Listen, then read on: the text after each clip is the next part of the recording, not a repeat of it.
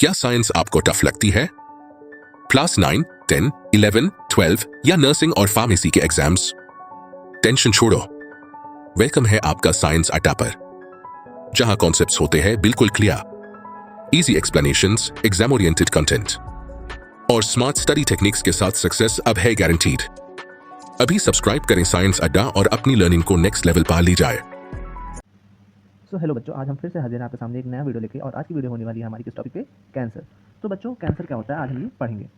आज हम ये देखेंगे बेटा कि कैंसर के कॉजेज क्या हैं, उसके सिम्टम्स क्या हैं, एज वेल एज इसकी हम लोग डायग्नोसिस कैसे कर सकते हैं, इनकी ड्रग्स का क्लासिफिकेशन क्या है। हम लोग आज ये भी देखेंगे कि वो ड्रग्स हमारी बॉडी में जाके कैसे एक्ट करती हैं बेटा, उनका मोड ऑफ एक्शन क्या है, ठीक है, जिससे कि हमारा जो कैंसर है वो क्या होता है, क्योर हो जाता है। ठीक है, कुछ हद तक ही क्योर होता है बेटा।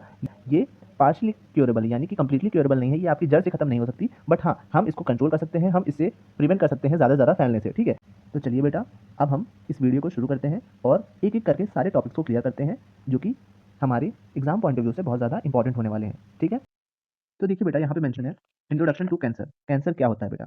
तो अगर हम बात करें बेटा कैंसर की, तो कैंसर क्या है बेटा? एक डिजीज है इन विच एबनॉर्मल सेल डिवीजन अकर, यानी कि यहाँ पे क्या होता है बेटा? अनकंट्रोल्ड सेल डिवीजन, यानी कि पहले आपकी एक सेल थी, अब ये क्या हुई सेल, ये मल्टीपल ऑफ सेल बनना शुरू हो गई। ठीक है, यहाँ पे क्या हुआ, मल्टीपल ऑफ सेल्स इसके सराउंड में बनना शुरू हो गया, और यहाँ पे क्या हुआ, अनकंट्रोल्ड सेल डिवीजन होना शुरू हो गया। ठीक है, एक होता है बेटा आपका controlled cell division. Controlled cell division में क्या होता है बेटा कि सेल जो होती हैं वो एक कंट्रोल्ड और एक मैनर्ड फॉर्म में क्या करती हैं, अपने आप को डिवाइड करती हैं। बल्कि यहाँ पे क्या होता है बेटा कैंसर केसेस में कि यहाँ पे आपकी जो सेल होती है वो क्या करती हैं, वो एक प्रॉपर्टी को लूज कर देती है जिसका नाम होता है क्या, कॉन्टैक्ट इनहिबिशन की प्रॉपर्टी को लूज कर देती है, जिसकी वजह से यहाँ पे क्या होता है कि अनकंट्रोल्ड सेल डिवीजन होता है। यानी कि वो अपना कॉन्टैक्ट, यानी कि पहले एक सेल यहाँ पर थी और एक सेल यहाँ पर थी, तो इनके बीच में एक प्रॉपर गैप होता था और इनको पता चल जाता था कि अब इनको इतने से ज्यादा नहीं बढ़ना है। पर आपके कैंसर सेल में क्या होता है बेटा, ये इस प्रॉपर्टी को लूज कर देते हैं, कॉन्टैक्ट इनहिबिशन की प्रॉपर्टी को लूज कर देते हैं, जिसकी वजह से क्या होता है बेटा, यहाँ पे अनकंट्रोल सेल डिवीजन होता है और आपको ट्यूमर देखने को मिलता है। ट्यूमर क्या होता है बेटा? बेसिकली आपका एक पोर्शन होता है बॉडी में जो क्या होता है, एक आउटर बल्ज की तरह ऊपर आ जाता है, और वहाँ पे क्या होता है बेटा, वहाँ पे बेसिकली जो सेल्स होती हैं वो अनकंट्रोल्ड जो डिवाइड हुई होती हैं वो वहाँ पे क्या हो जाती हैं, एक्यूमुलेट हो जाती हैं और एक आउटर बल्ज स्ट्रक्चर बना लेती हैं, उसी को हम लोग ट्यूमर कहते हैं बेटा। ठीक है, तो आपने बेसिकली अपने सराउंडिंग में जरूर ऐसे पेशेंट देखे होंगे जिनके क्या हुआ होगा, एक आउटर बल्ज निकला होगा। ठीक है, और जब भी वो ऑपरेशन करवाने जाते हैं तो डॉक्टर बोलते हैं कि उनको कैंसर है। ठीक है बेटा, और सडन क्या होता है, आपको उनमें कुछ सिम्टम्स देखने को मिलते हैं कि उनका हेयर लॉस हो रहा है, उनका वेट लॉस हो रहा है। ठीक है, तो ये सारे सिम्टम्स जो हैं वो किसके हैं, वो कैंसर पेशेंट्स के हैं। ठीक है, और बेटा जो आपकी सेल्स होती हैं, जो ये सेल्स हैं, ये अपनी कॉन्टैक्ट इनहिबिशन की प्रॉपर्टी कैसे खो देती हैं बेटा?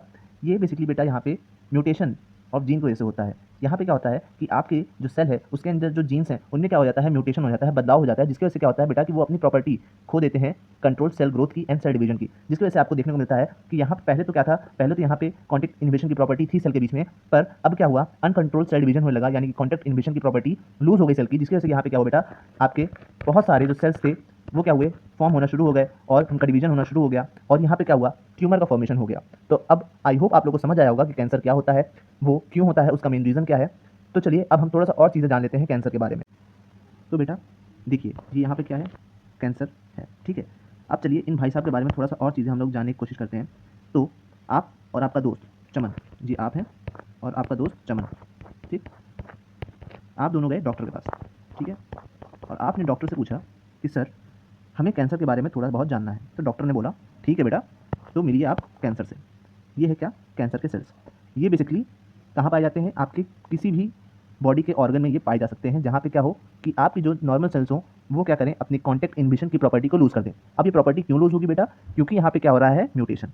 तो देखिए हमने कुछ पॉइंट्स को समझ लिया है और अपने दिमाग में बैठा लिया है।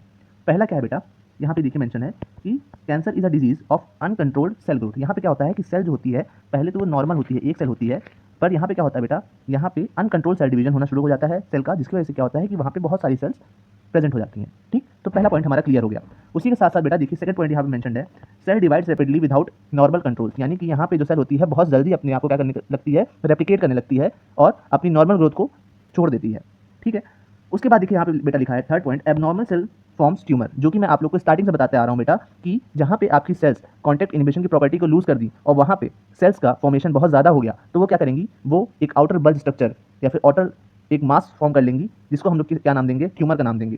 ठीक है, some cancer spread to other parts, यानी कि आपको जो कैंसर है वो केवल एक जगह पे ही नहीं रहेगा, वो किसी भी पार्ट पे पहुंच सकता है या फिर जा सकता है। ठीक है, आपके किसी भी ऑर्गन के पार्ट तक वो पहुंच सकता है। उसके बाद देखिए बेटा यहाँ पे लिखा है it occur due to genetic mutation, यानी कि जीन्स में जो म्यूटेशन होता है उसकी वजह से आपका क्या होता है, कैंसर हो सकता है। ठीक, can affect any organ of the body, जैसा कि मैंने आप लोग को भी बताया। कॉमन टाइप्स इसके क्या क्या होते हैं बेटा, कार्सिनोमा, ल्यूकोमा एंड लिम्फोमा इसके कॉमन टाइप्स हैं, ठीक है। इट में damage normal functioning of the body, यानी कि अगर आपको समझिए आपकी जो पहले सेल थी वो हेल्दी सेल थी, अब क्या हुई उसमें म्यूटेशन हो गया, और किसी चीज़ में भी म्यूटेशन हो जाना यानी कि उस सेल का खराब हो जाना, यानी कि हम ये जानते हैं कि जो हमारी सेल है वो क्या है, बेसिक यूनिट ऑफ लाइफ है। अगर आपकी सेल ही खराब हो गई तो क्या आपका जो बॉडी है वो प्रॉपर फंक्शनिंग कर पाएगा, नहीं कर पाएगा, ठीक है। तो हम ये समझ गए हैं कि हमारी जो बॉडी का फंक्शनिंग है वो क्या होगा, इफेक्ट हो जाएगा, ठीक है। अगर इसका हम लोग अर्ली डिटेक्शन कर लेते हैं तो क्या है, चांसेस हैं कि हम लोग इस डिजीज़ को थोड़ा सा क्योर कर सकते हैं, ठीक है। इसके जो ट्रीटमेंट है वो क्या क्या इंक्लूड करते हैं बेटा, ड्रग्स, सर्जरी एंड रेडिएशन, इन सारी चीज़ों को क्या करते हैं कि इंक्लूड करते हैं। चलिए अब हम थोड़ा सा कैंसर के बारे में और जानने की कोशिश करते हैं। आई होप अब आपको जो डॉक्टर साहब ने बताया होगा यहाँ पे आपके दोस्त और आपको दोनों लोग को समझ आया होगा, ठीक है। तो डॉक्टर साहब ने बोला जब इतना जान लिए हो तो थोड़ा सा और चीज़ें भी जान लो, ठीक है। तो आपके अंदर थोड़ी सी और क्यूरियोसिटी जगी और आप और आपका दोस्त चमन दोनों पहुंच गए सर के पीछे पीछे और थोड़ा सा और जानने का ट्राई किया, ठीक है। तो चलो थोड़ा सा और चीज़ें जान लेते हैं। अब आप क्या हुआ, डॉक्टर के पीछे पीछे गए तो डॉक्टर आपको एक प्लेस पर ले गए जहाँ पे बेसिकली 5 पेशेंट भर्ती थे जिनको अलग अलग टाइप का क्या था, कैंसर था। पहला जो पेशेंट था उसको क्या था, कार्सिनोमा। सेकंड जो पर्सन था उसको क्या था, सार्कोमा। थर्ड जो था उसको ल्यूकीमिया था, और चौथा जो था उसको क्या था, मेलेनोमा, और पांचवा जो था बेटा उसको क्या था, लिम्फोमा, ठीक। तो आप इन 5 पेशेंट से मिले, ठीक है। तो डॉक्टर ने बोला कि जो पहला वाला है इसको क्या है, कार्सिनोमा है, जो कि क्या है, most common type of cancer होता है, ठीक है। और ये क्या होता है, ये कहाँ स्टार्ट होता है बेटा, आपकी एपिथेलियल टिश्यू, जो कि कहाँ पे होती है बेटा, स्किन में या फिर लाइनिंग ऑफ द ऑर्गन में होती है, ठीक है। यहाँ की सेल्स क्या होती हैं बेटा, अफेक्ट हो जाती हैं, इनमें क्या हो जाता है, म्यूटेशन हो जाता है, जिसकी वजह से क्या होता है बेटा कि आपको कार्सिनोमा देखने को मिलता है। ये कहाँ कहाँ पे हो सकता है बेटा, बेसिकली एग्जांपल में देखिए यहाँ पे मेंशन्ड है, ये लंग्स में हो सकता है, ब्रेस्ट में हो सकता है, स्टमक कैंसर भी आपको हो सकता है, ठीक है। बेसिकली अगर हम लोग इसको इजी लैंग्वेज में समझना चाहें कि कार्सिनोमा होता क्या है, तो बेटा ये ऐसा कैंसर होता है जो कि बॉडी लाइनिंग में होता है, ठीक है। तो आपको समझ आ गया कि कार्सिनोमा एक कैंसर होता है जो बेसिकली बॉडी लाइनिंग में होता है और ये किसी भी ऑर्गन में हो सकता है। तो पहला कैंसर टाइप आपको समझ आ गया कि क्या होता है। अब हम बात करते हैं बेटा सेकंड की, जिसका नाम है सार्कोमा। ये कहाँ डेवलप होता है बेटा, ये डेवलप होता है आपके कनेक्टिव टिश्यू में, ठीक है। कनेक्टिव टिश्यू कौन कौन सी होती है बेटा, ये आप क्लास 9 से पढ़ते आ रहे हैं, जैसे कि बोन हो गया, मसल हो गई, फैट हो गया, कार्टिलेज हो गए, इन सब जगहों पे क्या होता है, ये कैंसर हो सकता है, ठीक है। अगर एक इजी लैंग्वेज में हम लोग और एक सिंगल लाइन में समझना चाहें तो cancer of the bone and muscle is known as sarcoma, ठीक है। अब हम बात करते हैं बेटा अपने थर्ड टाइप के कैंसर की, जो आप थर्ड पेशेंट में देखेंगे। तो थर्ड जो पेशेंट है उसमें कौन सा कैंसर है बेटा, आपका ल्यूकेमिया। ये जो कैंसर होता है बेटा ये बेसिकली ब्लड में होता है, ठीक है, ब्लड फॉर्मिंग टिश्यू में होता है, जहाँ पे क्या होता है बेटा, आपका जो बोन मैरो होता है या फिर ब्लड होता है वो क्या होता है, अफेक्ट हो जाता है, ठीक है। और यहाँ पे सॉलिड ट्यूमर का फॉर्मेशन नहीं होता, ठीक है। बाकी सब में तो आपको ट्यूमर का फॉर्मेशन देखने को मिलेगा भी, बट इसमें क्या होता है बेटा, इसमें कोई भी ट्यूमर का फॉर्मेशन नहीं होता है। तो इन शॉर्ट अगर हम समझना चाहें कि ल्यूकेमिया क्या होता है, तो ल्यूकेमिया बेटा आपका बेसिकली एक ब्लड कैंसर होता है, ठीक है। उसके बाद बेटा आता है हमारा मेलेनोमा। मेलेनोमा क्या होता है बेटा, बेसिकली ये डेवलप होता है आपका मिलेनोसाइट से। मिलेनोसाइट्स क्या होते हैं बेटा, मिलेनोसाइट्स कह सकते हैं मिलानिन पिगमेंट। इसमें क्या होता है बेटा, ये आपके स्किन की कलरेशन के लिए रिस्पॉन्सिबल होते हैं बेटा, ये आपके स्किन को कलर देते हैं। इसमें क्या होता है बेटा, इसमें बेसिकली जब आप एक्सपोज आते हैं यूवीज रेज से तो क्या होता है, स्किन कैंसर हो जाता है, ठीक है। उसके बाद हमारा जो पांचवा और सबसे आखिरी टाइप का कैंसर है और जो आखिरी पेशेंट में बचा हुआ है उसका नाम क्या है, लिम्फोमा। लिम्फोमा क्या होता है बेटा, ये बेसिकली लिम्फेटिक सिस्टम से कनेक्टेड है। इसमें क्या होता है, लिम्फेटिक सिस्टम आपका अफेक्ट हो जाता है और वहाँ पे क्या होता है, कैंसर हो जाता है, जिसकी वजह से क्या होता है, लिम्फ नोड और इम्यूनिटी सिस्टम जो क्या होता है बेटा आपका अफेक्ट हो जाता है और आपको बहुत सारी प्रॉब्लम्स को फेस करना पड़ता है, क्योंकि आपकी बॉडी इम्यूनिटी क्या हो जाती है, वो पूरी लूज हो जाती है, ठीक है। इसको अगर हम लोग सिंगल लाइन में समझना चाहें बेटा तो हम लोग कह सकते हैं कि cancer of lymph node is known as lymphoma.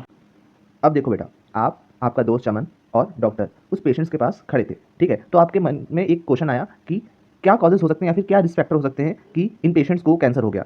तो बेटा ये जो डॉक्टर हैं ये आपको बताना शुरू करते हैं कि देखो बेटा इसके बहुत सारे फैक्टर्स होते हैं, ठीक है। जैसे कि सबसे पहला फैक्टर जो हमारा हो सकता है वो क्या है, जेनेटिक फैक्टर, ठीक है। तो जेनेटिक फैक्टर क्या होता है बेटा, जेनेटिक फैक्टर में डॉक्टर ने बताया आपको कि इसमें क्या हो जाता है, म्यूटेशन ऑफ जीन्स हो जाता है, ठीक है। जिसकी वजह से क्या होता है, यहाँ पे ट्यूमर सप्रेसिव जीन्स हो सकते हैं या फिर ऑन्कोजेंस हो सकते हैं जो कि आपको कैंसर करवा सकते हैं, ठीक है। या तो आपके फैमिली में हिस्ट्री हो कैंसर की तो आपको कैंसर हो सकता है, ठीक। तो डॉक्टर ने सबसे पहले आपको क्या बताया कि जेनेटिक फैक्टर से भी आपको क्या हो सकता है, कैंसर हो सकता है, ठीक। अभी बेचारा देखो पेशेंट यहाँ पे पड़ा हुआ है, ठीक है।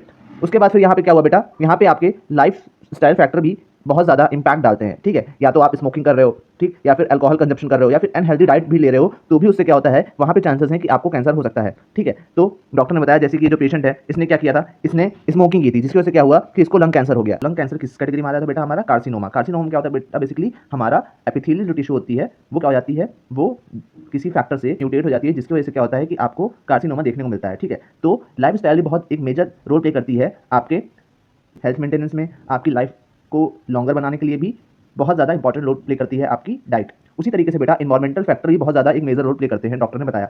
उन्होंने कहा कि बेटा अगर आप रेडिएशन से इफेक्ट हो जाते हैं, जैसे कि वो कौन सी रेडिएशन हो गई, चाहे वो यूवी रेज हो गई या फिर एक्स रेज हो गई, उनसे क्या हो जाते हैं, आप लोग इफेक्ट हो जाते हैं या फिर एक्सपोज जाते हैं, तो क्या होता है बेटा, वहाँ पे चांसेस हैं कि आपके डीएनए म्यूटेशन हो जाएगा और उसके बाद फिर क्या होगा, आपको कैंसर हो सकता है, ठीक है। उसी तरीके से केमिकल भी क्या होते हैं, सेवरल टाइम्स हमें इफेक्ट करते हैं और हमारे डीएनए को भी क्या कर देते हैं, म्यूटेट कर देते हैं। फिर डॉक्टर ने बताया ये सब तो चीज़ें ठीक है बेटा, उसी के साथ साथ कुछ इन्फेक्शन भी होते हैं जो हमें ये प्रॉब्लम कॉज करवा सकते हैं, जैसे कि एचपीवी का वायरस हो गया, ठीक है, उसी तरीके से हेपेटाइटिस बी हो गया या फिर सी हो गया, और बैक्टीरिया में बेटा एच पाइलोरी, ठीक है, जो कि आपका स्टमक कैंसर करवा सकता है। ये सारे फैक्टर्स होते हैं बेटा आपके कैंसर के, ठीक है, जो आपको कैंसर करवा सकते हैं। ये बेचारा अलग ही बैठा हुआ है उदास कि इसको क्या हो गया है, लंग कैंसर हो गया। और ये क्यों हो गया बेटा? क्योंकि इसकी जो लाइफस्टाइल थी वो बहुत बेकार थी, क्योंकि ये स्मोकिंग करता था और अल्कोहल कंजप्शन करता था, उसी तरीके से क्या करता था, अनहेल्दी डाइट लेता था, मोमोज वोमोज खाता था जो लड़कियां खाती हैं ठेले पे, उसी तरीके से बेटा फिजिकल एक्टिविटी करता नहीं था, दिन भर पड़ा हुआ रहता था लड़कों के जैसे अपने घर पे, कोई काम करता नहीं था, ठीक है। तो ये क्या है, ये सारी फैक्टर्स हैं जो आपको क्या कर सकते हैं, कैंसर करवा सकते हैं, ठीक। आई होप डॉक्टर साहब ने जो आप लोग को बताया वो सारे फैक्टर्स आप लोग को समझ आ गए होंगे। फिर बेटा आपका दोस्त जो चमन था वो और एक्साइटेड हो गया, अब उसको मजा आने लगी कि भैया अब मैं और जानना चाहता हूँ कि कैंसर में क्या होता है, अब मैं जानना चाहता हूँ कि इसके साइंस एंड सिम्टम्स क्या होते हैं, ठीक है, हमको कैसे पता चलेगा कि हमको कैंसर हो गया। तो वो डॉक्टर साहब के पीछे लग गया कि सर मुझे बताइए बताइए बताइए, ठीक है। तो डॉक्टर साहब ने कहा चलो ठीक है भाई, मैं तुम्हें बताना शुरू करता हूँ कि इसके कॉमन साइंस एंड सिम्टम्स क्या होते हैं, जिससे कि तुम अपने अगल बगल अगर किसी को हो रहा है तो उसको ये चीज़ बता के पता लगा सकते हो कि उसे कैंसर हो रहा है या नहीं हो रहा है, या फिर कोई भी अपने आप में जो चेंजेस हो रहे हैं उनसे पता लगा सकता है कि उसको कैंसर है या नहीं। बेटा यहाँ पे जो सिम्टम्स दिए गए हैं वो बहुत सारी डिजीज से सिमिलर हो सकते हैं, ठीक है। तो अगर आपके अंदर ऐसा कुछ सिम्टम्स या फिर आपके किसी भी जानने वाले के या फिर अगल बगल वाले के भी अगर ये सिम्टम्स आ रहे हैं तो इसका मतलब ये नहीं कि उसे कैंसर ही है, हो सकता है कि कोई और डिजीज हो जिसकी वजह से क्या हो रहा हो, उसे ये प्रॉब्लम फेस करनी पड़ रही हो। तो सबसे पहला जो हमारा साइंस एंड सिम्टम्स है वो क्या है, अनएक्सप्लेन्ड वेट लॉस, यानी कि यहाँ पे क्या होता है बेटा, यहाँ पे अननेसेसरली यहाँ पे क्या होता है, वेट लॉस हो जाता है। आप जैसे कि 80 kg के हो, वो तुरंत ही क्या हो जाते हो, कम होकर 60 पे आ गए, 40 पे आ गए, 30 पे आ गए, ऐसे आ जाते हो, ठीक है बेटा। तो बहुत ज़्यादा वीकनेस हो जाती है, बहुत ज़्यादा वेट लॉस हो जाता है, ठीक है। उसके बाद क्या होता है, परसिस्टेंट फटीग रहता है आपकी बॉडी में, ठीक है, क्या होता है, फटीग रहता है बॉडी में लगातार जो भी पेशेंट होता है। उसी तरीके से क्या होता है बेटा, lumps and swelling in the body आती है, यानी कि सेवरल टाइम्स क्या होता है कि वहाँ पे आपकी बॉडी में स्वेलिंग भी कहीं कहीं देखने को मिलती है, ठीक। और ऐसा पेन होता है कि जो जाता ही नहीं है और बहुत ज़्यादा बहुत भयानक पेन होता है जिसको आप टॉलरेट नहीं कर पाते हो, ठीक है। तो अभी तक हमने 4 चीजें पढ़ी। पहला तो क्या पढ़ा हमने, पहला हमने ये देखा कि अनएक्सप्लेन्ड वेट लॉस होगा आपका, दूसरा परसिस्टेंट फटीग रहेगा, तीसरा क्या रहेगा बेटा, लम्स एंड स्वेलिंग आ जाएगी आपकी बॉडी में, और चौथा बेटा ऐसा पेन रहेगा जो जाएगा ही नहीं, ठीक है। उसी तरीके से बेटा पांचवा पॉइंट क्या है, change in bowel and bladder habits, यानी कि आपका जो बोवल पार्ट है और ब्लैडर पोर्शन है उसमें क्या होगा कि उसकी हैबिट चेंज हो जाएगी, ठीक है। तो एक जो टाइमली बंधी हुई थी चीजें अब क्या होंगी, वो टाइमली अकर नहीं होंगी, ठीक। उसी तरीके से क्या होगा बेटा, परसिस्टेंट कफिंग होगी आपको, यानी कि आप खांसते ही रहोगे और ब्लीडिंग और डिस्चार्ज भी बढ़ जाएगा आपका, ठीक। और उसी के साथ साथ बेटा स्किन चेंजेस भी होंगे, जैसे कि मोल्स हो जाएगा या फिर आपको बेटा आपकी बॉडी का कलर ही डिस्कलरेशन हो जाता है, ठीक है। वहाँ पे क्या होगा, आपकी बॉडी कहीं येलोइश पड़ जाएगी या फिर कहते हैं व्हाइटिश पड़ जाएगी, ठीक है। तो डिस्कलरेशन ऑफ द बॉडी हो जाता है, ठीक। तो आई होप अब आप लोग को समझ आ गया होगा कि क्या क्या चेंजेस हो रहे हैं या फिर क्या क्या सिम्टम्स होते हैं, साइंस होते हैं कैंसर के किसी भी पेशेंट में, ठीक है। तो अब बेटा अब आपके दोस्त चमन के अंदर और क्यूरियोसिटी जागी और उसने पूछा कि अच्छा सर ये सब तो ठीक है, अब ये बताइए कि अगर पेशेंट में कैंसर पॉजिटिव आता है तो हम उसकी डायग्नोसिस कैसे करेंगे, यानी कि उसके अंदर अगर साइंस और सिम्टम्स ये चीज़ देख के ये पता चल रहा है कि हाँ उसको कैंसर है, तो आप उसकी डायग्नोसिस कैसे करते हैं। तो डॉक्टर ने बोला अच्छा बेटा तू मेरे से शाना बन रहा है। तो डॉक्टर सर ने बताना शुरू किया कि बेटा बेसिकली हम डायग्नोसिस करते हैं और डायग्नोसिस भी बहुत अलग अलग टाइप्स की होती है। सबसे पहले हम पेशेंट अगर आता है तो उसकी करते हैं क्या, ब्लड टेस्ट, ठीक है। तो ब्लड टेस्ट में बेसिकली हम लोग ये देखते हैं कि उसमें अगर एबनॉर्मल सेल्स हैं या फिर ट्यूमर मेकर सेल्स हैं तो वो डिटेक्ट हो जाती है, और डिटेक्ट होने के बाद वो क्या करते हैं, वो हमें बेसिकली हेल्प करते हैं मॉनिटरिंग में, ठीक है। मॉनिटरिंग ऑफ कैंसर में क्या करते हैं, हेल्प करते हैं हमें, ठीक। उसी तरीके से बेटा हम सेवरल टाइम्स क्या करते हैं, इमेजिंग टेस्ट करते हैं। इमेजिंग टेस्ट में बेटा हम लोग एक्सरे कर सकते हैं, सिटी स्कैन कर सकते हैं, एमआरआई कर सकते हैं, अल्ट्रासाउंड कर सकते हैं, जो कि क्या करते हैं, हमें हेल्प करते हैं ये लोग करने में कि हमारा ट्यूमर सेल कहाँ पर है और कितने साइज का है, ठीक है। तो ये हमारा क्या होता है, इमेजिन टेस्ट होता है। उसी तरीके से बेटा हम कुछ और टेस्ट करते हैं, जैसे कि बायोप्सी। बायोप्सी में हम लोग क्या करते हैं, जहाँ पे हमारा ट्यूमर हुआ होता है वहाँ से क्या करते हैं, एक स्मॉल पोर्शन ऑफ टिश्यू को कट करते हैं और निकाल लेते हैं, और उसके बाद उसको क्या करते हैं, एग्जामिन करते हैं under microscope to confirm what, cancer, patient को कैंसर है या नहीं, ठीक है। तो आई होप ये आपको 3 टेस्ट समझ आए होंगे, जैसा कि मैंने और डॉक्टर साहब ने दोनों ने आपको समझाया, ठीक। पहला क्या, बायोप्सी, दूसरा ब्लड टेस्ट एंड तीसरा इमेजिन टेस्ट, ठीक है। इन सब में क्या होता है, हम लोग इन्हीं सब चीज़ों की वजह से ये कंफर्म कर पाते हैं कि हाँ पेशेंट को कैंसर हुआ है या नहीं हुआ है। सर ने ये बोला ठीक है कि इतना सफिशिएंट है या और बताऊं, तो आपका दोस्त बोला बस इतना ही। तो डॉक्टर्स ने बोला अच्छा बेटा तो और सुन। तो उसके बाद फिर उन्होंने चमन को बताना और शुरू किया कि बेटा हम लोग एंडोस्कोपी करते हैं। एंडोस्कोपी में हम लोग क्या करते हैं बेटा, एक थिन ट्यूब होती है, उसको हम लोग क्या करते हैं, इनसाइड दी बॉडी इंसर्ट करते हैं, जिसके आगे क्या होता है, एक कैमरा होता है जो कि क्या करता है, जो कि हमारे इंटरनल ऑर्गन के अंदर जाता है और ये पता लगाता है कि कहाँ पे हमारा कैंसर हुआ है, ठीक है। जैसे कि स्टमक में जा सकता है, कोलन में जा सकता है, इन सब जगह पर जाता है और ये डिटेक्ट करता है कि हमें कैंसर है या नहीं। उसी तरीके से बेटा हम क्या कर सकते हैं, बोन मैरो टेस्ट भी कर सकते हैं, ठीक। बोन मैरो टेस्ट में क्या होता है बेटा, हम लोग ये देखते हैं कि हमें ब्लड कैंसर हुआ है या नहीं। ब्लड कैंसर को बेटा मैंने आप लोग को बताया था क्या कहते हैं, ल्यूकेमिया कहते हैं, ठीक है। यहाँ पे देखिए मेंशन है, ब्लड कैंसर को हम लोग क्या कहते हैं, ल्यूकेमिया कहते हैं, ठीक।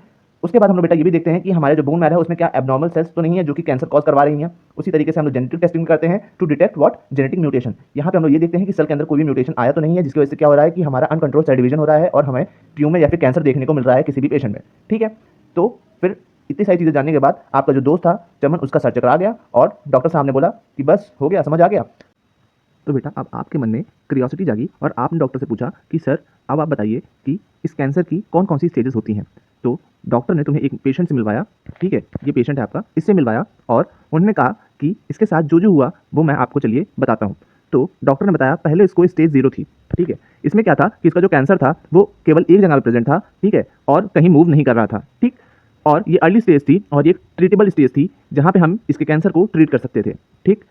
उसके बाद डॉक्टर ने बताया कि स्टेज 0 के बाद स्टेज 1 आती है। इस स्टेज में क्या होता है कि जो हमारा कैंसर होता है वो बहुत छोटा होता है और लोकलाइज्ड होता है। लोकलाइज्ड मतलब जहाँ से वो शुरू हुआ है वहीं पर रहेगा, कहीं हिलेगा नहीं वो, ठीक।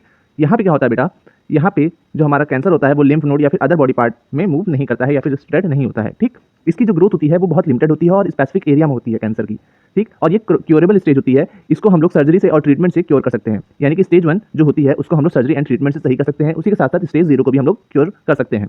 उसके बाद आती है बेटा थर्ड स्टेज। थर्ड स्टेज में क्या होता है, यहाँ पे जो ट्यूमर होता है वो लार्ज हो जाता है, ठीक है। उसका जो साइज होता है पहले जो स्मॉल था अब वो क्या है, वो बढ़ के लार्ज हो गया है, ठीक। और यहाँ पे क्या होता है, यहाँ पे स्प्रेडिंग शुरू हो जाती है नियर बाय टिश्यूज में। हम लोग बचपन से पढ़ते आ रहे हैं, बहुत सारी सेल्स मिलकर क्या बनाती हैं, टिश्यूज बनाती हैं, ठीक। तो जब एक सेल हमारी इफेक्ट हुई थी, म्यूटेट हुई थी, तो वो धीरे धीरे क्या करी, अपने अगल बगल की जितनी भी टिश्यूज थी या फिर जितनी भी सेल्स थी उनको क्या किया, उसने अफेक्ट किया और उन्हें क्या बना दिया, कैंसर सेल्स बना दिया, ठीक है। उसके बाद क्या हो बेटा, वो लिम्फ नोड और बाकी सारी चीज़ों में क्या हो गई, स्प्रेड हो गई। यहाँ पे क्या होता है बेटा, ये जो स्टेज होती है वो स्टेज 1 से थोड़ी ज़्यादा सीरियस स्टेज होती है और यहाँ पे हम लोग कॉम्बिनेशन ऑफ ट्रीटमेंट करते हैं, जैसे कि सर्जरी और ड्रग्स, इन सबको मिला के हम लोग पेशेंट का ट्रीटमेंट करते हैं, ठीक। यानी कि स्टेज 1 और स्टेज 0, ठीक, ये जो दोनों स्टेजेस हैं ये क्योरेबल हैं, हम लोग क्योर कर सकते हैं और पेशेंट को इसमें वरी होने की कोई ज़्यादा ज़रूरत नहीं होती है, ये ट्रीटेबल होता है। बट स्टेज 2 से थोड़ा सा प्रॉब्लम होने लगती है पेशेंट को, ये जो कंडीशन होती है थोड़ी प्रॉब्लमेटिक होती है, ठीक है। उसके बाद स्टेज 3 आती है। उसके बाद डॉक्टर ने बताया ये जो पेशेंट था इसने और लापरवाही की, ये हमारे पास नहीं आया और ये जो कैंसर था वो थर्ड स्टेज पे पहुंच गया। इस स्टेज में क्या होता है बेटा, जो कैंसर होता है वो नियर बाय लिम्फ नोड्स में और ऑर्गन्स में क्या होता है, ट्रैवल करने लगता है, यानी कि इन्वेड, यानी कि एक जगह से दूसरी जगह मूव करने लगता है, ठीक। और वो टिश्यूज और ऑर्गन्स को अफेक्ट करने लगता है, ठीक है। बट ये जो कैंसर होता है थर्ड स्टेज का, ये ज़्यादा दूर मूव नहीं करता है, बस अपने अगल बगल जितने भी छोटे छोटे जो ऑर्गन्स होते हैं या फिर टिश्यूज होते हैं उनको ही अफेक्ट करता है। इसमें बेटा हम लोग बेसिकली एक एग्रेसिव ट्रीटमेंट चलाते हैं जिसमें कि कीमोथेरेपी, रेडिएशन एंड सर्जरी के थ्रू हम लोग पेशेंट को क्योर करने का ट्राई करते हैं। उसके बाद बेटा आता है हमारा स्टेज 4 और ये सबसे ज़्यादा ही डेंजरस होता है किसी भी पेशेंट के लिए। इसमें क्या होता है बेटा, जो कैंसर होता है वो लॉन्ग डिस्टेंस कवर करने लगता है, यानी कि एक ऑर्गन से दूसरे ऑर्गन में मूव करने लगता है, ठीक। जैसे कि आपको सपोज करिए लंग में हुआ तो वो लीवर में पहुंच जाएगा या फिर ब्रेन में पहुंच जाएगा, ठीक। और बेटा जो हमारी फोर्थ स्टेज होती है इसमें हमें पेशेंट का बहुत ही ज़्यादा ख्याल रखना पड़ता है, बहुत ही ज़्यादा एग्रेसिव इसका ट्रीटमेंट होता है। और इसमें क्या होता है बेटा, जो हमारा कैंसर सेल्स होते हैं वो एक जगह से दूसरी जगह जब मूव करते हैं तो उस प्रोसेस को हम लोग मेटास्टेसिस कह सकते हैं, ठीक है। और बेटा इसमें क्या होता है, इसमें हम लोग बेसिकली पेशेंट को एक जगह पे क्वारंटीन कर देते हैं, ठीक है, यानी कि सेपरेट कर देते हैं बाकी सारे लोगों से और उसका ट्रीटमेंट को चलाते रहते हैं, जिससे कि क्या हो, ये बाकी लोगों में ना पहुँचे, बाकी लोग इससे इफेक्ट ना हो, उसी के साथ साथ उस पेशेंट को भी थोड़ा सा कंफर्टेबल महसूस हो और उसकी दवाइयाँ कंटिन्यू होती रहें, ठीक है। हमें दवाइयों के साथ साथ बेटा पेशेंट को मेंटली भी सपोर्ट करना होता है, क्योंकि इस कंडीशन में पेशेंट जो होता है वो बहुत फिजिकली एंड मेंटली वीक हो जाता है, ठीक है। फिर आपने पूछा बेटा डॉक्टर से कि सर जब आप पेशेंट को ट्रीट करते हैं तो आप पेशेंट को कौन कौन सी दवा देते हैं। तो डॉक्टर ने बताया कि बेटा इसका बहुत ही वास्ट क्लासिफिकेशन होता है, बट उसमें से हम जो सेलेक्टेड दवा देते हैं पेशेंट को और जो बहुत अच्छा एक्ट करती हैं, चलिए मैं आपको बताता हूँ। तो डॉक्टर ने सबसे पहले आपको बताया एंटी मेटाबोलाइट्स। तो इसमें बेटा फोलिक एसिड जो एनालॉग होते हैं ये क्या करते हैं बेटा, मिमिक करते हैं। उसी तरीके से पैरामिडीन और प्यूरिन जो एनालॉग होते हैं ये भी क्या करते हैं, मिमिक करते हैं फंक्शन को, और ये क्या कर देते हैं, डीएनए और आरएनए जो सिंथेसिस हो रही होती है उसको स्टॉप कर देते हैं, ठीक है। तो सबसे पहले देखिए फोलिक एसिड एनालॉग में कौन सी ड्रग आती है, मेथोट्रेक्सेट, जो कि फोलिक एसिड एनालॉग की तरह मिमिक करेगी। उसी तरीके से बेटा आती है पैरामिडीन। पैरामिडीन एनालॉग जो होते हैं उसमें देखिए कौन कौन सी आ रही है, 5-फ्लोरोयूरेसिल, साइटोडाबिन, जिमसिटाबिन, ये सब किस में आ रही है बेटा, पैरामिडीन एनालॉग में, जो कि क्या करेंगी, मिमिक करेंगी आपका पैरामिडीन को, ठीक है। उसी तरीके से प्यूरिन को कौन मिमिक करेगा, 6 मर्कैप्टोप्यूरिन करेंगी, थायोगुआनिन, ये सारी ड्रग क्या करेंगी, मिमिक करेंगी आपके प्यूरिन एनालॉग को, ठीक। तो आई होप अब आपको एंटी मेटाबोलाइट्स में कौन कौन सी ड्रग्स आती हैं वो समझ आ गई होंगी। पहला फोलिक एसिड में मेथोट्रेक्सेट, उसी तरीके से पैरामिडीन एनालॉग में 5-फ्लोरोयूरेसिल, साइटोडाबिन, जिमसिटाबिन, ये सारी ड्रग्स आएंगी जो कि मिमिक करेंगे आपके पैरामिडीन को। उसी तरीके से प्यूरिन को कौन करेगा, 6 मर्कैप्टोप्यूरिन, 6 थायोगुआनिन, ये सब क्या करेंगी, प्यूरिन एनालॉग को मिमिक करेंगी। उसी तरीके से बेटा एंटी ट्यूमर एंटीबायोटिक्स में डॉक्सीरिबोफ्लोक्सिन और आपकी एक्टिनोमाइसिडीन, ये सारी ड्रग्स क्या करेंगी, आपके बॉडी के अंदर जो सेल है उसके डीएनए रेप्लिकेशन को क्या कर देंगी बेटा, स्टॉप कर देंगी, ठीक है। तो अब आपको एंटी ट्यूमर ड्रग्स और एंटी मेटाबोलाइट्स ये सारी पता चल गई हैं, ठीक है। अब हम बात करते हैं एल्काइलेटिंग एजेंट्स की और प्लैटिनम कंपाउंड्स की, ठीक है, जिसमें कि प्लैटिनम कंपाउंड्स में आपकी आती है सिस्प्लैटिन, ठीक है, ये बहुत मोस्ट इंपॉर्टेंट ड्रग है और एग्जाम पॉइंट ऑफ व्यू से भी बहुत ज़्यादा इंपॉर्टेंट है। ठीक है, तो आप लोग को इसके फंक्शन को बहुत ही अच्छे से पढ़ना है, यानी कि मोड ऑफ एक्शन को। ठीक, बाकी सारी ड्रग्स के मोड ऑफ एक्शन भी अभी डिस्कस किए जाएंगे, तो आप लोग टेंशन ना लें। पहले ड्रग के क्लासिफिकेशन को हम लोग पढ़ेंगे, उसके बाद फिर हम ड्रग के मोड ऑफ एक्शन को पढ़ेंगे। ठीक, आई होप अब आप लोग को थोड़ा बहुत समझ आ गया होगा कि कौन कौन सी ड्रग्स यूज़ की जाती हैं आपके कैंसर में उसको क्योर करने के लिए। Anti metabolites, anti tuber, antibiotics और प्लैटिनम कंपाउंड्स। उसी तरीके से बेटा एल्काइलेटिंग एजेंट में भी क्लासिफिकेशन है, नाइट्रोजन मस्टर्ड, नाइट्रोसोर्स और एल्काइल सल्फोनेट्स भी एक क्लासिफिकेशन है आपका एल्काइलेटिंग एजेंट्स में। ठीक है, इसमें भी फर्दर जो ड्रग्स हमारी गिवन है, देखिए साइक्लोफॉस्फामाइड हो गई हमारी किसमें, नाइट्रोजन मस्टर्ड में, उसी तरीके से हमारी नाइट्रोसोर्स में भी हो गई, उसी तरीके से हमारी अल्काइल सल्फोनेट्स में भी हमारा सल्फेन्स। अब चलिए थोड़ा सा और क्लासिफिकेशन को हम लोग अच्छे से पढ़ लेते हैं। उसके बाद देखिए बेटा, तो कुछ प्लांट के एल्कोलॉइड्स भी यूज़ होते हैं हमारे कैंसर के ट्रीटमेंट में, जैसे कि प्लांट में हमारा विनका एल्कोलॉइड होता है, जिसमें कि हम लोग विनक्रिस्टिन, विनब्लास्टिन, इन सब चीज़ों को यूज़ करके कैंसर को ट्रीट करते हैं। ठीक है, उसके बाद बेटा हार्मोनल एजेंट्स भी होते हैं। हार्मोनल एजेंट्स में बेटा कॉर्टिकोस्टेरॉइड्स में हमारा प्रेडनिसोलोन आएगा, बाकी जितने यहाँ पे मेंशन्ड है उसमें से आप लोग को जो इंपॉर्टेंट लगे वो याद कर लीजिएगा, बट इंपॉर्टेंट इसमें कॉर्टिकोस्टेरॉइड्स ही हैं और एंटी एस्ट्रोजेंस हैं। ठीक है, उसी तरीके से प्लांट एल्कोलॉइड्स में आपको विनक्रिस्टिन, विनब्लास्टिन जो कि विनका एल्कोलॉइड होते हैं। ठीक है, ये इसको पढ़ना है। और मिसलेनियस ड्रग्स में आपकी जैसे कि हाइड्रोक्सी यूरिया और एल एस्पार्जिनिन और प्रोकार्बाजिन, ये सारे जो ड्रग्स हैं ये भी बहुत ज़्यादा इंपॉर्टेंट ड्रग्स हैं, तो ये आपको अपने माइंड में रखना है। ठीक है, अब चलिए बेटा हम जो ड्रग्स पढ़ के आए हैं और उनका क्लासिफिकेशन जो पढ़ के आए हैं, अब हम उनके मोड ऑफ एक्शन की बात कर लेते हैं, यानी कि जब वो हमारी बॉडी में जाती हैं तो वो कैसे एक्ट करती हैं और कैसे वो कैंसर को क्योर करती हैं। तो सबसे पहले आती है हमारी एल्काइलेटिंग एजेंट। ठीक है, तो हमने पढ़ा था एल्काइलेटिंग एजेंट कुछ ऐसी ड्रग्स होती हैं जो कि क्या करती हैं, हमारे बेसिकली डीएनए में एल्काइल ग्रुप को क्या कर देती हैं, ऐड कर देती हैं बेटा, जिसकी वजह से क्या होता है, जो क्रॉस लिंकिंग होती है ऑफ डीएनए स्टैंड वो क्या होती है, प्रिवेंट कर देती है हमारे डीएनए रेप्लिकेशन को। यानी कि हमारा क्या होता है, एल्काइल ग्रुप जब डीएनए से जुड़ जाता है तो क्रॉस लिंकिंग, जब हमारे डीएनए फॉर्मेशन हो रहा होता है तो उस टाइम पे क्या हो रहा होता है बेटा, क्रॉस लिंकिंग हो रही होती है, तो उस क्रॉस लिंकिंग को क्या कर देती है, ये बेसिकली इनहिबिट कर देती है या फिर रोक देती है, जिसकी वजह से क्या होता है कि डीएनए रेप्लिकेशन नहीं होता है और जो सेल होती है हमारी वो क्या हो जाती है, डेड हो जाती है। अगर हम लोग इसको सिंपल लाइन में पढ़ना चाहें या फिर एक नॉर्मल लैंग्वेज में अंडरस्टैंड करना चाहें तो हम ये कह सकते हैं कि ये बेसिकली हमारे डीएनए को डायरेक्टली अफेक्ट कर देती है। ठीक है, या फिर डैमेज कर देती है। देखिए यहाँ पे मेंशन है डैमेज डीएनए डायरेक्टली। उसी तरीके से बेटा हमने पढ़ा था हमारे एंटी मेटाबोलाइट्स, ये कुछ ऐसी ड्रग्स थी जो कि क्या कर रही थी बेटा, मिमिक कर रही थी। मैंने आप लोगों को बताया था कि इसमें हमारी आ रही थी पैरामिडिन और प्यूरिन एनालॉग्स, उसी के साथ साथ फोलिक एसिड भी थे। ये बेसिकली क्या करते हैं बेटा, ये मिमिक करते हैं हमारे नॉर्मल सेलुलर मॉलिक्यूल्स को, जैसे कि फोलिक एसिड, प्यूरिन एंड पैरामिडिन्स, और ये क्या करते हैं बेटा, इंटरफेयर करते हैं बेसिकली डीएनए एंड आरएनए की सिंथेसिस में, जिसकी वजह से क्या होता है बेटा कि जो हमारा ग्रोथ फेज होता है, एस फेज, वो क्या होता है, स्टॉप हो जाता है, और जो सेल होती है वो क्या होती है, या फिर डीएनए जो होता है वो क्या होता है बेटा, डेड हो जाता है हमारा।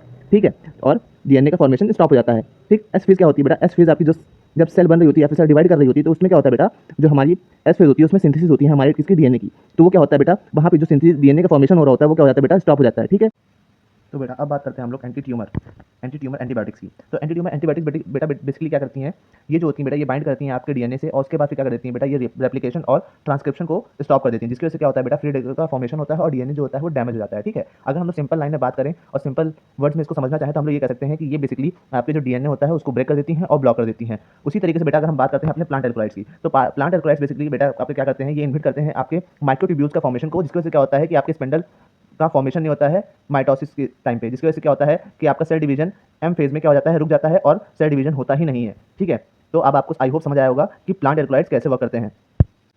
अब जो बेटा हम लोग हार्मोनल थेरेपी देते हैं अपने पेशेंट्स को, उसमें क्या होता है बेटा, हम लोग बेसिकली दो चीज़ों पे फोकस करते हैं। पहले तो हम लोग क्या करते हैं बेटा, हार्मोन के जो रिसेप्टर्स होते हैं उनको कर देते हैं, ब्लॉक कर देते हैं, और दूसरा बेटा क्या होता है, यहाँ पे हम लोग इस चीज़ से फोकस करते हैं कि जो हार्मोन्स का प्रोडक्शन हो रहा है उसको क्या करते हैं, रिड्यूस कर दें, जिसकी वजह से क्या हो कि स्लो ग्रोथ हो। ठीक है, आपके ट्यूमर की, ठीक, जो कि हार्मोन डिपेंडेंट है ट्यूमर, उसकी क्या हो, स्लो ग्रोथ हो। ठीक, उसी के साथ बेटा अगर हम लोग टारगेट थेरेपी बात करते हैं तो टारगेट थेरेपी में हम लोग क्या करते हैं, हम लोग बेसिकली जो स्पेसिफिक कैंसर सेल के रिसेप्टर होते हैं और प्रोटीन होते हैं उनको क्या करते हैं, उनके ग्रोथ को हम लोग और सिग्नल को क्या कर देते हैं, ब्लॉक कर देते हैं, जिसकी वजह से क्या होता है कि आपका जो स्प्रेड हो रहा होता है और जो ग्रोथ हो रही होती है आपके ट्यूमर की वो क्या हो जाती है बेटा, स्टॉप हो जाती है। ठीक है, तो अगर हम लोग इन सिंपल लाइन इस चीज़ को समझना चाहें तो हम लोग ये कह सकते हैं कि ये जो होते हैं ये बेसिकली आपके कैंसर सेल को स्पेसिफिकली टारगेट करते हैं और उनकी ग्रोथ को और स्प्रेड को हम लोग क्या करते हैं, स्टॉप कर देते हैं बाय टारगेट थेरेपी। ठीक, हार्मोनल थेरेपी में हम लोग हार्मोन्स को ब्लॉक कर रहे हैं और उसी के साथ साथ हार्मोन का प्रोडक्शन को स्टॉप कर रहे हैं। बल्कि अगर हम लोग बात करते हैं टारगेट थेरेपी में तो हम लोग बेसिकली बेटा जो सिग्नल की ग्रोथ हो रही है उसको हम लोग क्या कर देते हैं, स्टॉप कर देते हैं। ठीक है, आई होप अब आप लोग को hormonal therapy and target therapy समझ आई होगी। अगर हम लोग बात करना चाहें बेटा एक बार फिर से इस चीज़ को रिवाइज करना चाहें तो एल्काइलेटिंग एजेंट क्या करते हैं बेटा, बेसिकली ये हमारे डीएनए रेप्लिकेशन को क्या कर देते हैं, स्टॉप कर देते हैं। उसी के साथ साथ बेटा हमारे जो एंटी मेटाबोलाइट्स होते हैं वो क्या करते हैं बेटा, आपके डीएनए और आरएनए की सिंथेसिस को स्टॉप करते हैं। ठीक, और एंटी ट्यूमर एंटीबायोटिक्स जो होते हैं वो आपके DNA replication and DNA transcription इस पे एक्ट करते हैं। उसी के साथ साथ प्लांट एल्कोलाइड्स स्पिंडल का फॉर्मेशन ही नहीं होने देते हैं, जिसकी वजह से क्या होता है बेटा, आपका सेल डिवीजन ही नहीं होता है। ठीक, तो बेसिकली ये सब कहाँ पे एक्ट कर रहे हैं, डीएनए पे, आरएनए पे। ठीक, जिसकी वजह से क्या हो रहा है कि आपका प्रोटीन का फॉर्मेशन नहीं हो रहा है और जिसकी वजह से सेल आपकी कोई ग्रोथ कर ही नहीं पा रही है और सेल डेड हो जा रही है। ठीक है, तो इस प्रोसेस को हम लोग कहते हैं सेंट्रल डोग्मा। आई होप अब आप लोग को मोड ऑफ एक्शन समझ आए होंगे सारे ड्रग्स की, कौन सी ड्रग कैसे एक्ट करती है। फिर हमने बात की थी किस चीज़ की, इम्यूनोथेरेपी की। इम्यूनोथेरेपी में बेसिकली बेटा हम लोग क्या करते हैं, हम लोग इम्यून सिस्टम को ज़्यादा से ज़्यादा प्रमोट करते हैं, यानी ज़्यादा से ज़्यादा हम लोग उसको बूस्ट करने का ट्राई करते हैं। जिसमें क्या होता है बेटा, हम लोग बेसिकली टी हेल्पर सेल्स जो होते हैं उनको हम लोग क्या करते हैं, एक्टिवेट करते हैं और वो क्या करते हैं बेसिकली आपके कैंसर के ऊपर अटैक करते हैं। ठीक, तो इन सिंपल वर्ड्स अगर हम लोग इस चीज़ को समझना चाहें तो हम लोग क्या करते हैं, हम लोग बूस्ट बॉडी डिफेंस, यानी कि बॉडी में डिफेंस का मैकेनिज्म कौन कर रहा है, इम्यून सिस्टम कर रहा है, तो हम लोग बेसिकली इम्यून सिस्टम को क्या करते हैं, बूस्ट करते हैं। उसके बाद हम लोग बात करते हैं रेडियोथेरेपी की। तो रेडियोथेरेपी में क्या करते हैं बेटा, हम लोग बेसिकली रेडिएशन हम लोग क्या करते हैं, यूज करते हैं, जिसकी वजह से क्या होता है कि डीएनए जो होता है वो सेल का क्या हो जाता है, डैमेज हो जाता है और सेल क्या हो जाती है, डेथ हो जाती है उस सेल की। ठीक है, तो हम लोग बेसिकली इस चीज़ को अगर सिंपल वर्ड में समझना है कि रेडियोथेरेपी का काम क्या होता है, तो हम लोग ये कह सकते हैं कि रेडिएशन यूज होता है कैंसर सेल को मारने के लिए। ठीक है, जिसकी वजह से क्या होता है, पेशेंट ऐसे हैप्पी हो जाता है। ठीक, और फिर वो क्या हो जाता है, उस कैंसर से क्योर हो जाता है।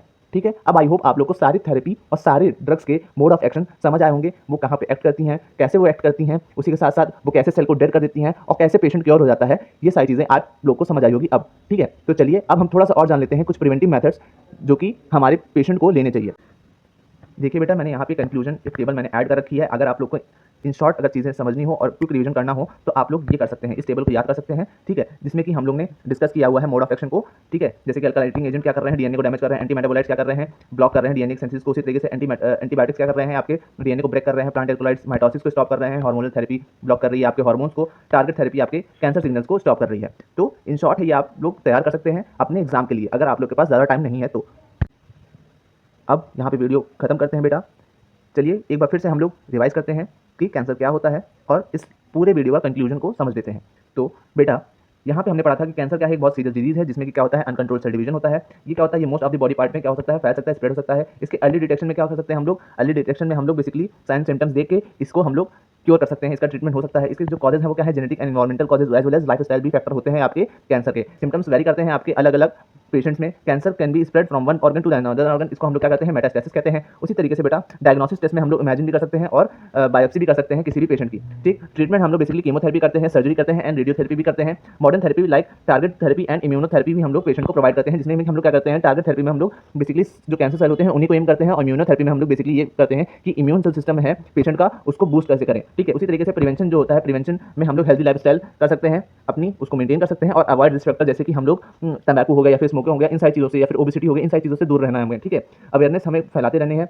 उसी के साथ साथ बेटा प्रॉपर ट्रीटमेंट भी लेना है और जितनी भी चीज़ें हमें से मैनेज हो पाए उसको मैनेज करना है और अपनी को क्योर करना है। ठीक है, या फिर आपके पेशेंट को आपको क्योर करना है। बेटा ये कुछ प्रिवेंशन यहाँ पे मेंशन है जो कि एक आपके कैंसर के पेशेंट को जरूर लेने चाहिए। पहला तो है कि आपको तंबाकू जो है उसको अवॉइड करना चाहिए। उसी के साथ साथ बेटा स्मोक और च्यूएबल तंबाकू भी अवॉइड करना चाहिए। ठीक है, जिसमें कि आप लोग क्या करेंगे बेटा, अपने सारी चीज़ें जितने भी आप लोग पहले कंज्यूम कर रहे थे, चाहे वो तंबाकू हो चाहे वो स्मोकिंग हो, उन सबको आपको पहले छोड़ना पड़ेगा। उसके बाद ही आप लोग क्योर हो सकते हैं, वरना क्योर नहीं हो सकते। उसके बाद फिर आपको हेल्दी डाइट लेनी है। हेल्दी डाइट में बेटा आप लोग को ज़्यादा से ज़्यादा फ्रूट्स, वेजिटेबल्स और ग्रेन्स को ऐड करना है और आपको बेसिकली बेटा रेड मीट और ऑयली चीज़ें और स्पाइसी जंक फूड्स जो भी हैं उन सबको क्या करना है, अवॉइड करना है। ठीक है, उसके बाद फिर बेटा आप लोग को अपनी हेल्थ को मेंटेन करना पड़ेगा, जिसमें कि आप लोग को जो भी आपका ओवरवेट है उसको क्या करना पड़ेगा, कम करना पड़ेगा। यानी कि ओबेसिटी आपके अंदर नहीं होनी चाहिए। वो क्या है, वो आपके कैंसर के लिए प्रॉफिटेबल है और आपके जो रिस्क है उसको बढ़ा देती है। आपको एक बैलेंस डाइट लेनी पड़ेगी और रेगुलर फिजिकल एक्टिविटीज करनी पड़ेंगी फिट रहने के लिए। तो आई होप अब आप लोग को समझ आया होगा कि आप लोग कौन कौन से प्रिवेंशन लेने चाहिए। तो बच्चों इसी के साथ आज आपका ये वीडियो, ये लेक्चर खत्म होता है। फिर मिलते हैं आपसे एक नए वीडियो में एक नए टॉपिक के साथ। अगर आपको कोई डाउट हो तो आप कमेंट सेक्शन में हमसे पूछ सकते हैं। And do not forget to follow us on Instagram as well as please subscribe to our channel. Thank you.